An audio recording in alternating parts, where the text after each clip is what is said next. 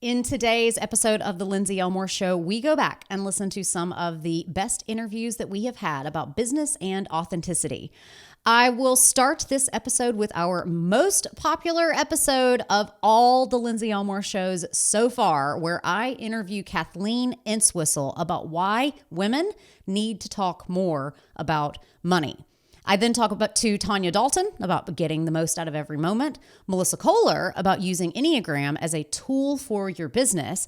I talk with Michael Trefel about the power of mindset, Laura Bull about how to create an authentic brand, and Dale Smith Thomas about how fear is a reaction and courage is a decision.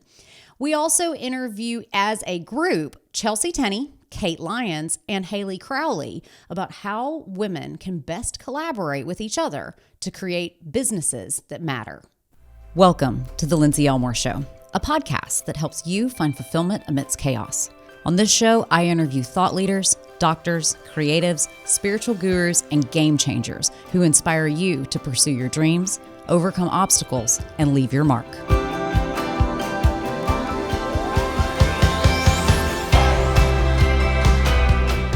Let's get to my interview with Kathleen Entwistle about how women can begin to talk about money, how we can select the perfect financial planner, the kinds of questions that we should be asking about our money, and what women can do early on to set ourselves up for financial success.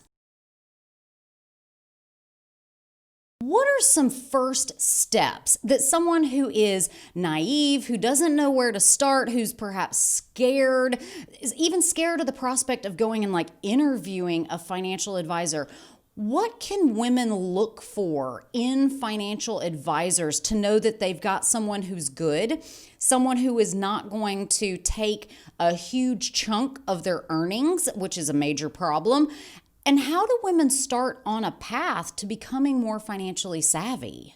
Right. Well, I do think one of the best ways to find a good financial advisor is to talk to, friends, colleagues, like you said, your roommate her dad was helping her, sharing ideas. I really am very vested in helping women understand their money. And one of the things that I think we need to do more of is talk with each other, not just about our health, but also what are we doing to put money away for our future? What kind of salary do we have? What are we making? We shouldn't be afraid to have those conversations, because that's going to help us advance against, the 79 cents on the dollar versus dollar for dollar and things like that. And it's a trust, right? It's like you say you had a gut that you should have done something differently early on when you were maybe a founder, and you have to go a little bit with your gut, a little bit with sort of some knowledge base that you would have, and also a little bit with maybe some good advice from other people. So I know when I meet with clients, they'll come to me through friends, through clients, through different organizations that I've spoken at. And I think you get an idea of what that person is like first, and whether or not they are going to value you, they're going to value what you need them to do, and they're able to add insights and information and guidance to you to help you get to where you are.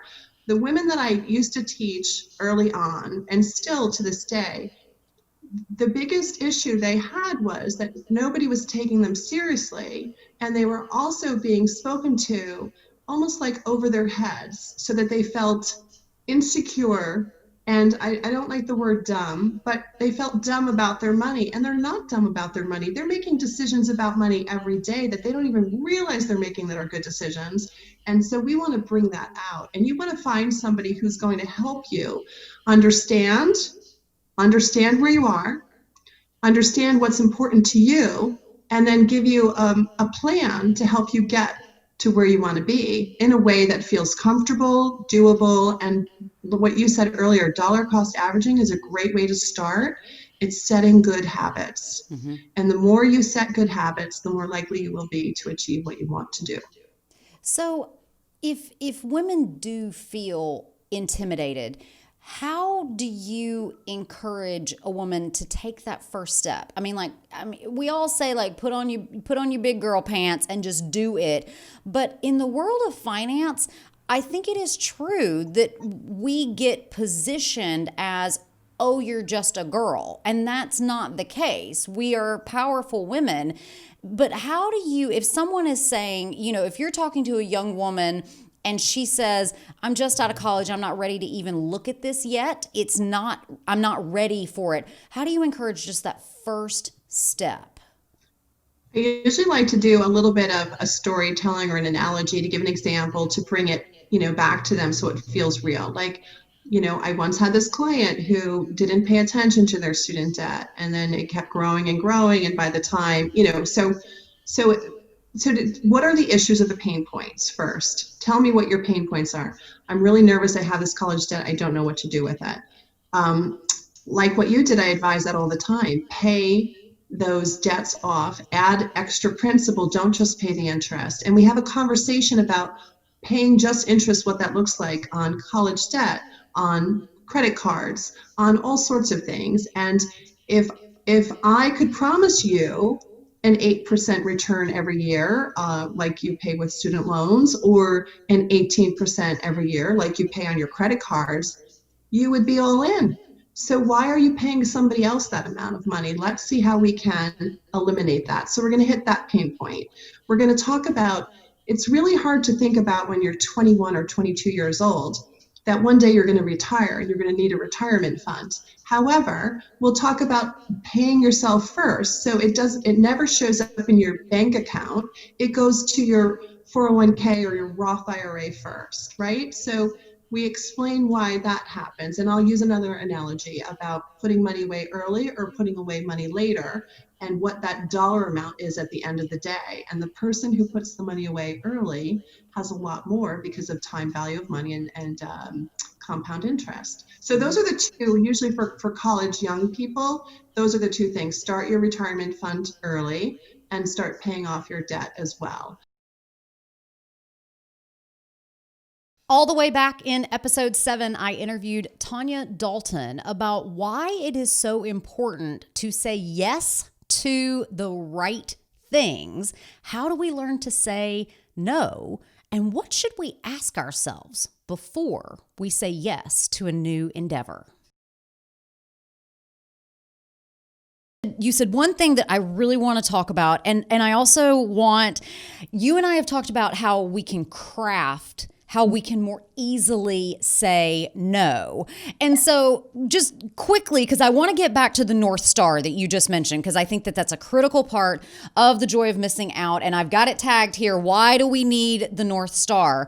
But for a woman who is just so stuck and just cannot bring herself to say no to anyone, anything, what is the one sentence that you use that any woman can say, okay, I now know how to say no? Well, I really think, first of all, it's about entertaining the opportunity instead of assuming that just because you have the time, it's the answer. So anytime somebody asks you like, hey, what do you have going on this weekend? It's not an immediate, well, nothing. Why? Because you're giving them full access to your calendar. Start by asking the question, I'm not sure. What do you have going on? Let's entertain the opportunity before we just give them, carte blanche to our calendar, which is what we're doing, right? So really, too, one of my favorite phrases to say is, oh, unfortunately, I can't give it the time it deserves. So I'm not elevating myself, right? I'm not saying, oh, I'm so busy, this is a badge of honor. I'm saying what you're doing is very important and it deserves time that I am unable to give. Most people, when they hear that phrase, they take it really well because you're basically telling them, I can see this is important and I would love to give it, but I can't give my time. So really doing that and elevating what they are loving or what they're desiring instead of yourself makes a huge difference. Absolutely. And it gives you such an easy out as well to just say, your work is so important to me that you only deserve the most dedicated of people. And that's what you're giving them. You're saying, I am not the best team player for you right now. And it's such an easy way out to say. is, because truly, when we're spreading ourselves so thin, we're not really giving our best version to these yeses. We're not giving our best us. We're giving them the halfway, half-hearted, maybe irritated, maybe a little bit resentful us, which is not the full version that any of us deserve. And so really choosing the things that deserve your time and pouring yourself more fully into it, those are the yeses that are going to feel good, that you're not going to feel resentful about, that you're going to be excited to do. Right. And when you say yes, when it is connected to that North Star, I love what you say in the book. This is one of those tweetable moments. When we live our lives using our North Star, we take ownership of our legacy. This is so profound because it's a moment where we go, what do I want people to say about me at my funeral? Do we want to hear, oh, she was so busy. She was on every committee, but she never really put her whole heart into it. So talk to us about a North Star and how it can help us survey those opportunities as they come along and help us decide, is this a good decision for my business, for my family, for my time, etc.? Yeah, that's what I love about the North Star, is it really is your guiding light. Like, it's guiding you on the path you want to be on, right? Mm-hmm. So your North Star is made up of three things: your mission statement, your vision statement, and your core values. So your mission statement says why you do what you do. It's not what you do, it's why you're doing it. What's the problem you're solving? What is it that lights your soul on fire that gets you to want to do your job every day, right? Yeah. Your mission statement tells you why you do what you do. Then the vision statement says where you want to go. It's really hard to know what you want to do if you don't know where you're going, right? You're just getting in the car with no GPS thinking you're going to get to a destination. So we want to know where we're going. So that's our vision statement. And then the third thing is our core values. And our core values tell us how we're going to get there.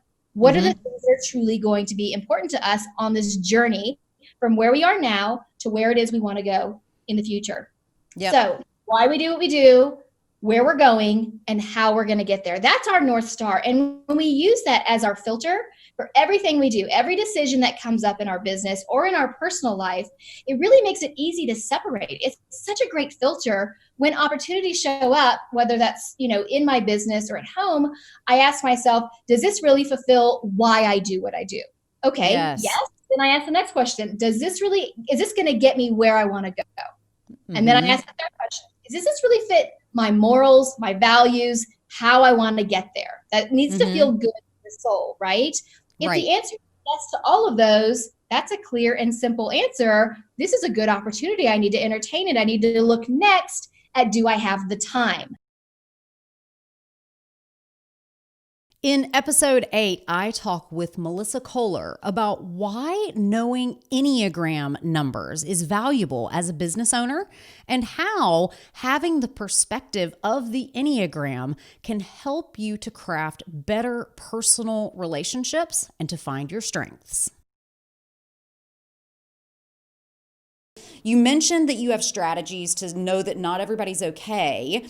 Do you intentionally hire people with different Enneagram numbers? Do you intentionally guard yourself when you're around more assertive personalities? How has your approach to business changed knowing so much about the Enneagram?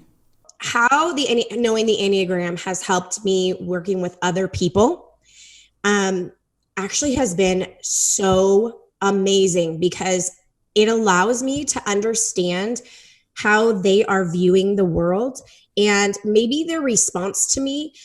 For instance, like if I were to have a conversation with somebody that I know is a 3 and someone else that's an 8, let's just use those two for an example. The 3 would probably be conversing in more of like, I know this person, I did this, I'm so awesome. Maybe not particularly, but like underlying, that's what the tone of their conversation would be.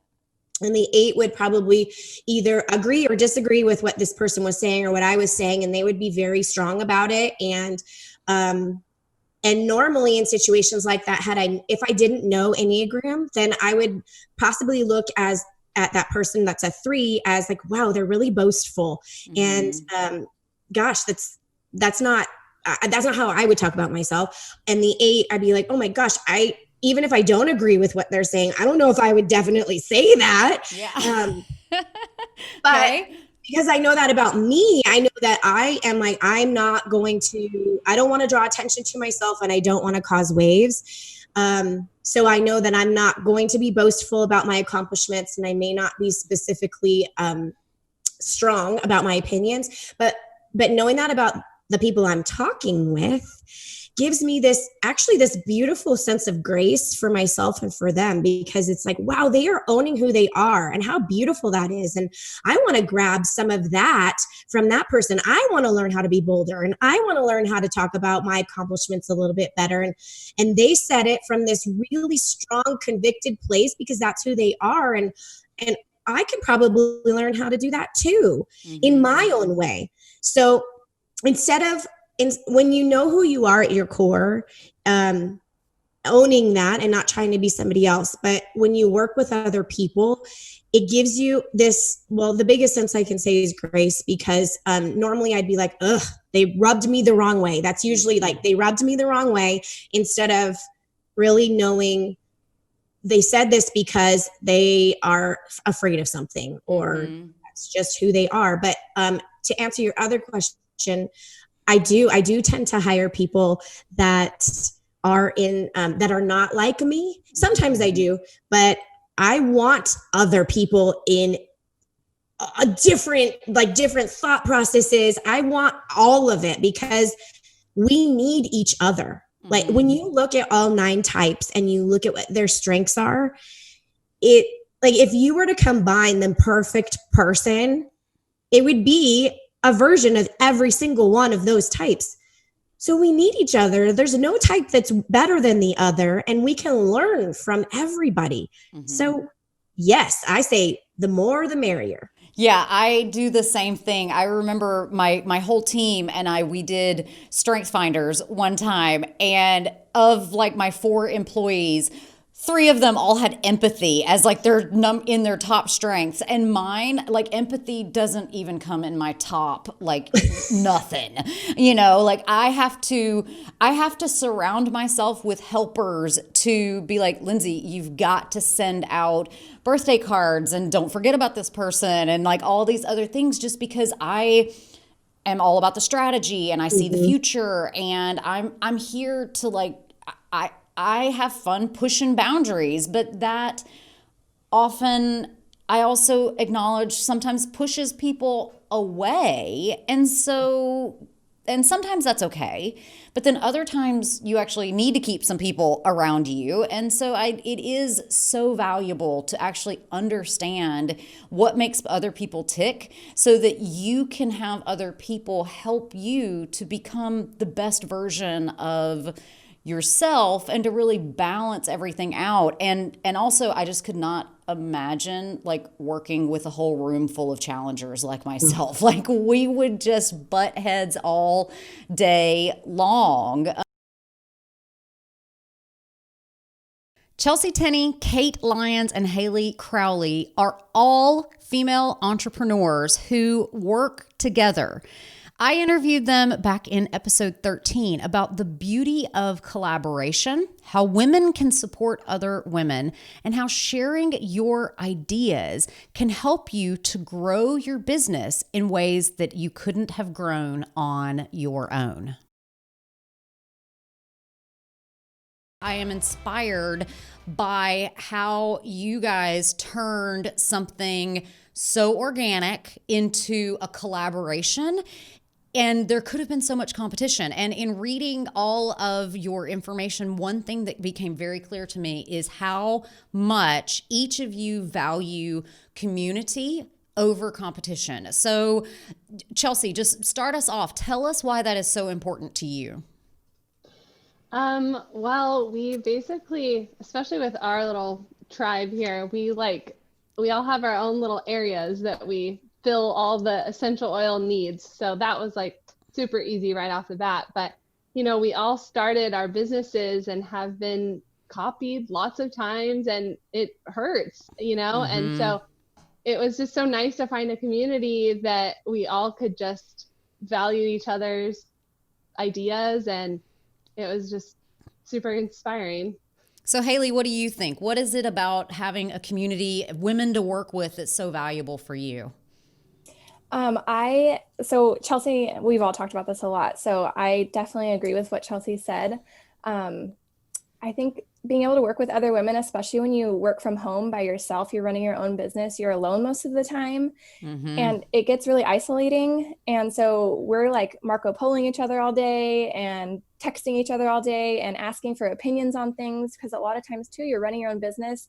You think that you're making the right decisions, but if you don't have anyone to ask, it's really hard. And so having their opinions also feels like you can make better decisions. Yeah, absolutely. And I agree with you. I think people think that being an entrepreneur is so glamorous, and really it's like, no, it just means you sit by yourself at your computer a whole heck of a lot. So each of you runs a small business out of your home. You're juggling the needs of your family, your own personal needs. So Kate, what have been some of the lessons that you have learned about running small businesses?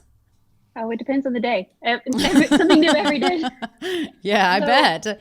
There's like small learning curves on just like literally logistically, how does it all fit in the day? And then there's big things on like, how do I financially make good choices that benefit my business, but don't put my family at stake? So it's learning to take a plunge when you need to take a plunge, and to hold back when all of the wisdom around you is saying, this is probably not a good choice right now. So it's just a matter of juggling the big decisions and the little ones, and hoping that it doesn't give you a nervous breakdown.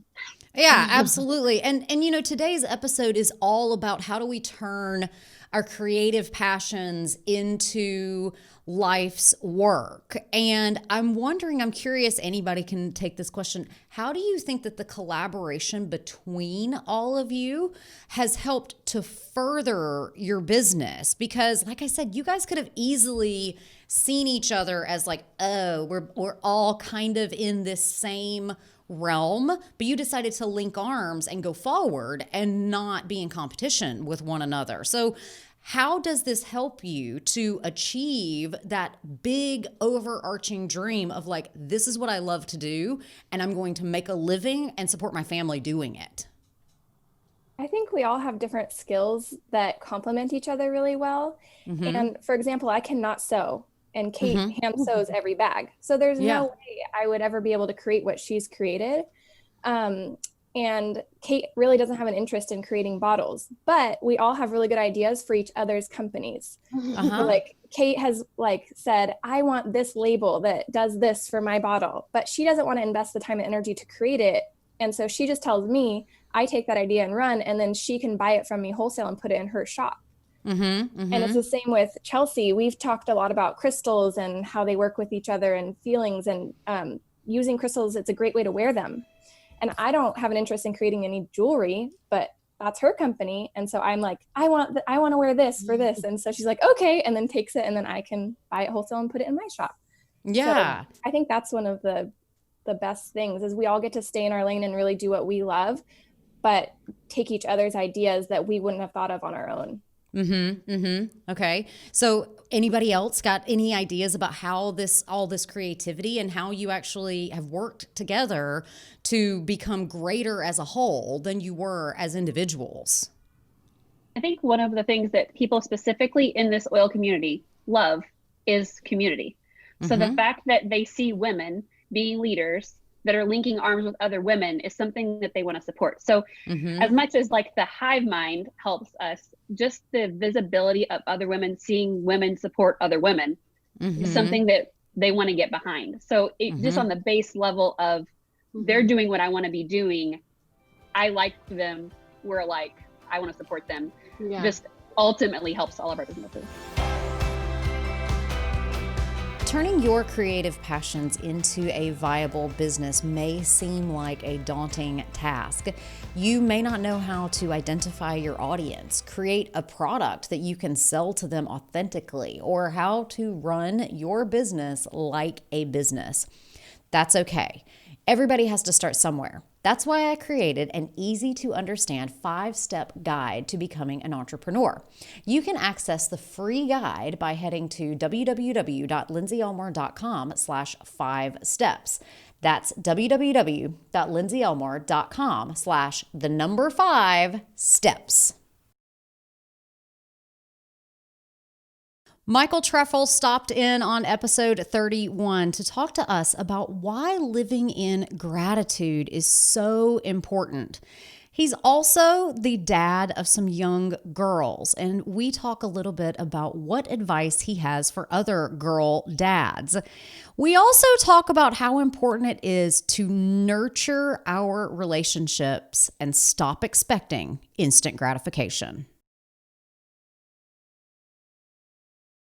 You'll start seeing more opportunities come your way because you're open to it, right? Because you're not closing your mind into everything is bad and nothing will happen. You open that up, and now you have this empowerment happening because all of a sudden you'll start reaching out, relationships are happening. The conversations that you're hearing are going to be positive. Yeah. It's what you focus on expands, and it's amazing what our minds can do and control for our internal, overall environment. What realities do we live in? I know. It's like my preacher said when I was growing up. He said there is a wolf and a lamb inside of you. It just depends on which one you decide to feed that survives. Michael, I think that so many people need to hear this message in this moment.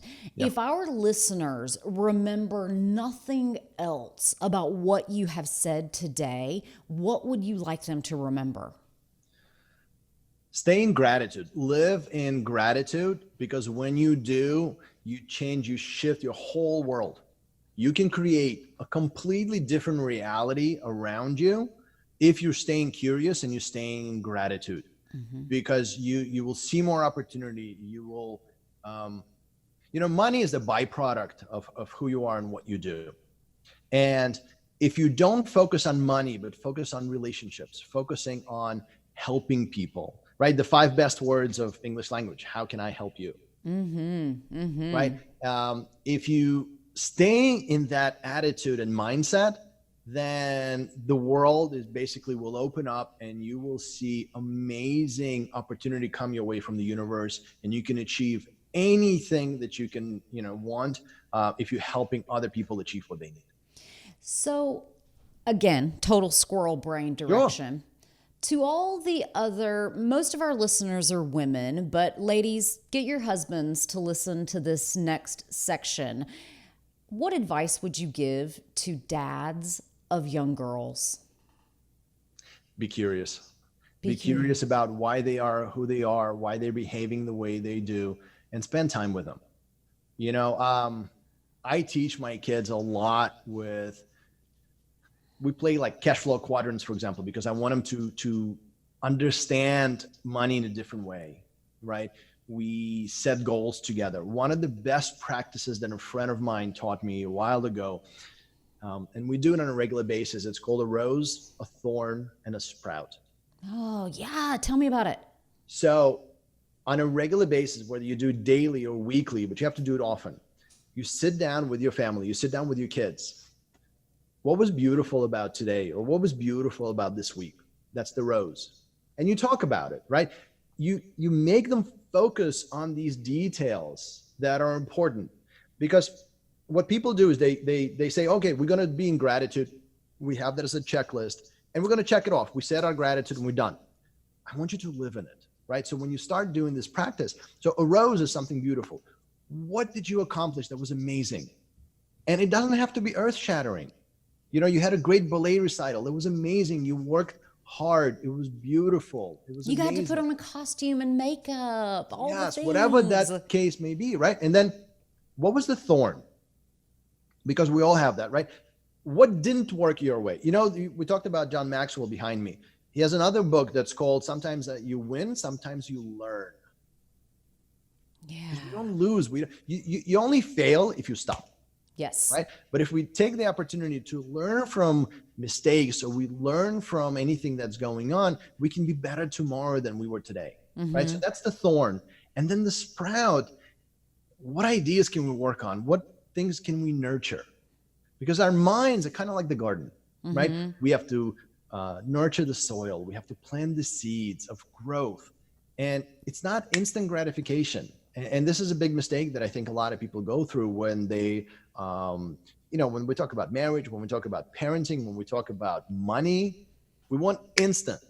We get together, we build a relationship, we want instant, awesome marriage. Well, it's work. You have to nurture it. You have to nurture that relationship. Parenting, the same thing. No one is amazing parent from day one.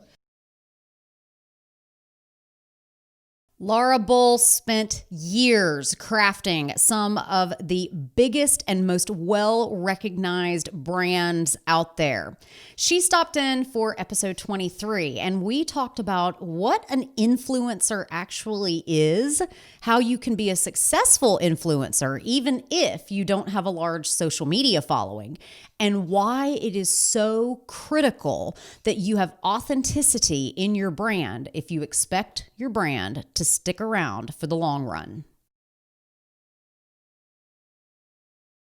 Everybody under the sun right now is an influencer. So what do you think about the current influencer movement?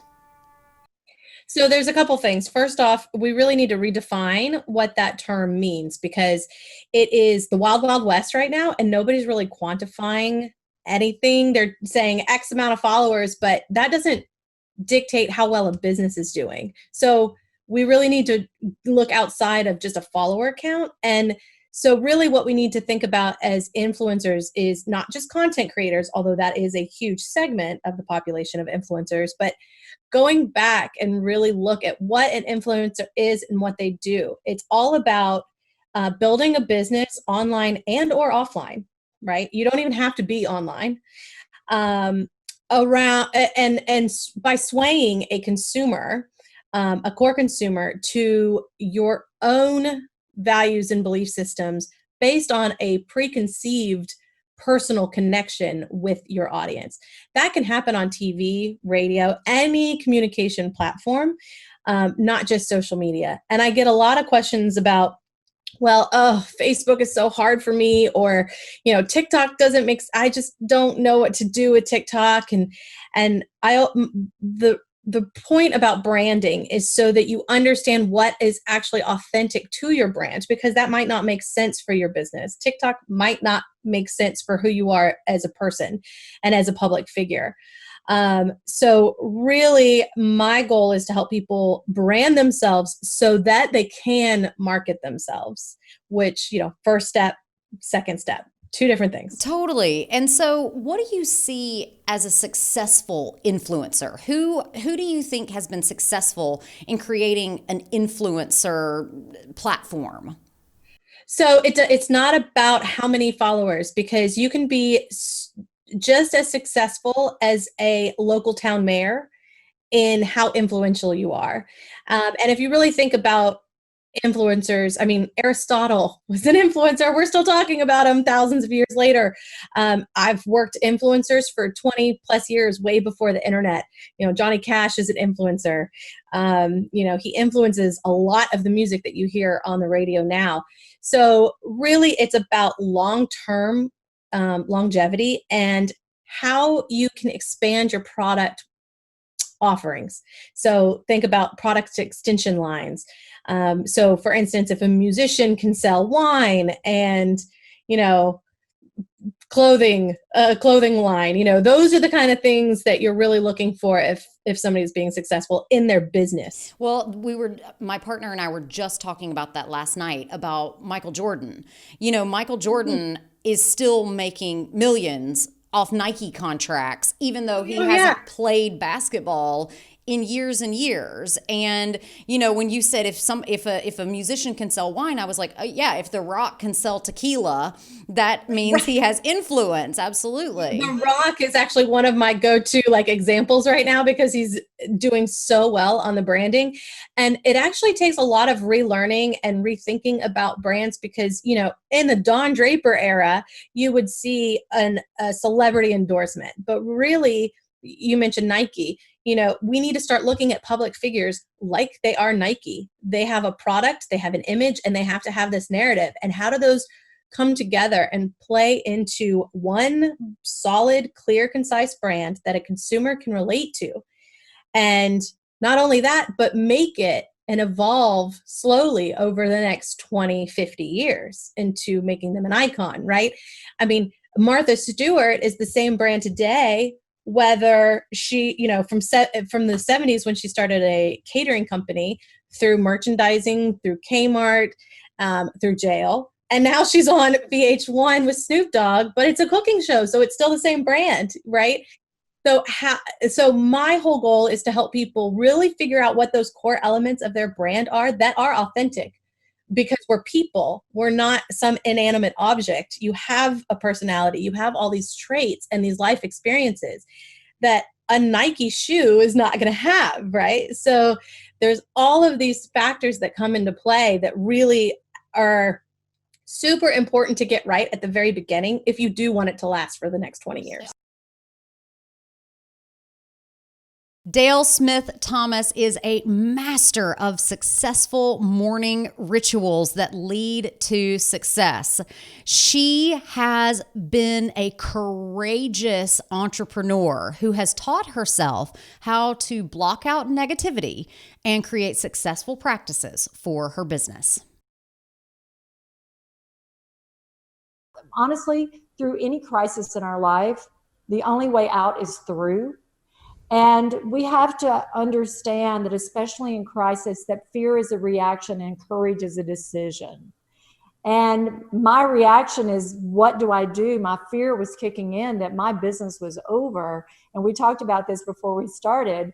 You know, I had to make a decision to be courageous to start trying to do things virtually. And so here's what I've done, Lindsey. One of the things that I've done always, even when my calendar is full, is that I have a morning hour of power routine, and I have not changed it. I am up every day, even though I don't have to be to get on an airplane. I am up every day still at 5 o'clock. Ugh, I'm so I know, jealous girl. right You may now. not be my friend anymore, but that's okay.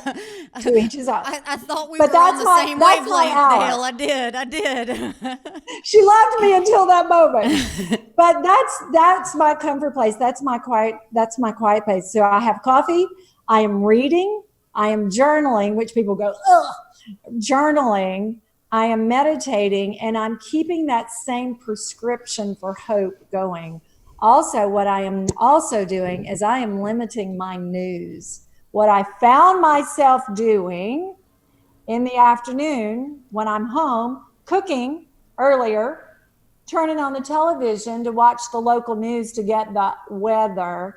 Local news turns into nightly news, national news, which turns right back into local news. And before I know it, I've logged an hour and a half of news and not even paying attention. And then again at 10 o'clock, news is back on. And so I realized, because I believe that what you feed your soul is coming out of your mouth. It's determining your attitude and your energy. And so I told myself, you've got to start paying attention and cut it.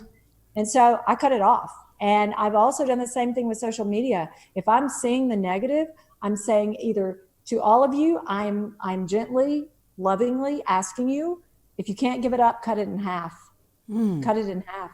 Because you would not eat Oreos every day and expect to be healthy. You cannot put that much negativity in your soul and expect to grow through this time of great uncertainty with positivity, faith, and hope if all you're ingesting is fear, doubt, uncertainty, and unbelief. Absolutely. I did the exact same.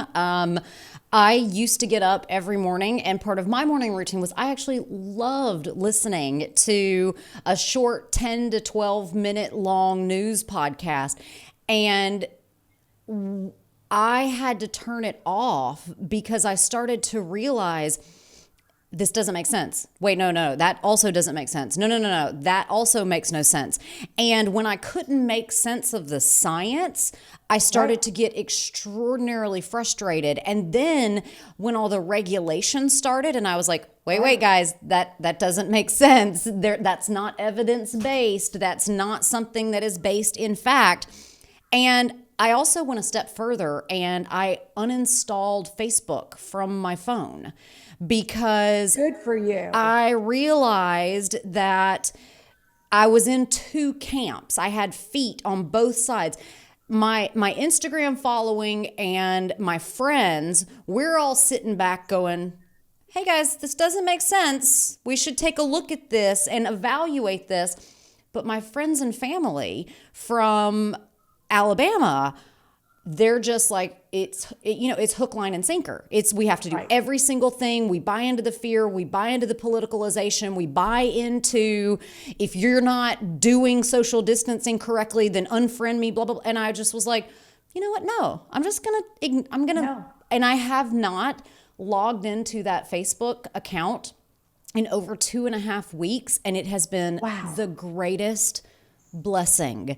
I still have my Facebook business page, but that's my business. That's my company. Right, me too. It's got a business message, but I eliminated voices that were saying things that made my blood pressure go up and made my blood boil and made me want to argue with people. It's been the greatest blessing just to say, no, I'm not going to buy into that. And what I love about that is what I think most people don't do. You were paying attention. And one of the first things that I ask people to do when I step on a stage is say, I need you to do one thing for me right now. I need you to be here. Be here. Be here. Be right here in this moment. And especially women, ladies, I am preaching to you because this is me. This is my friend Lindsey, and especially every woman in the South. We are the greatest multitaskers in the world.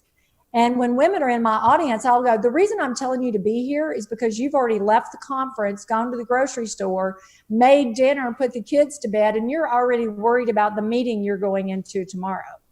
And so I think we get on automatic pilot and we don't stop in this moment and pay attention to what has our attention. Mm-hmm. You have to pay attention. And so if the negativity is pulling you, you've got to stop and say, time out. And I believe, we've been put in a worldwide timeout. And yes, I have a phys ed degree from Mississippi State. Yes, I was looking for a husband, truth known. And so, but I understand athletics. When the game gets out of control, you've got to call a timeout and you've got to refocus and you've got to redirect and you've got to get a new game plan. So if you're feeling all this frustration and this negativity, you got to step back and say, what is getting my attention? I hope you enjoyed this episode where we revisited lots of great conversations about business and authenticity. If you haven't done it yet, be sure you listen to episode 50, where we go through some of our best and most powerful interviews about health and wellness. Tune in to our next episode where we are going to be talking about how we can create a better world around us. The Lindsey Elmore Show is written and produced by me, Lindsey Elmore. Show segments are produced by Sue Procco and Kelsey Lorman.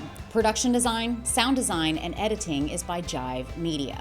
If you have a question about this or any other episode of the podcast, send us an email to hello@lindseyelmoreshow.com. And hey, since you're still here, take a moment to subscribe, rate, and review this podcast. And while you're at it, go over and follow us on Instagram @Lindsey Elmore Show. This helps us bring the pod to more people.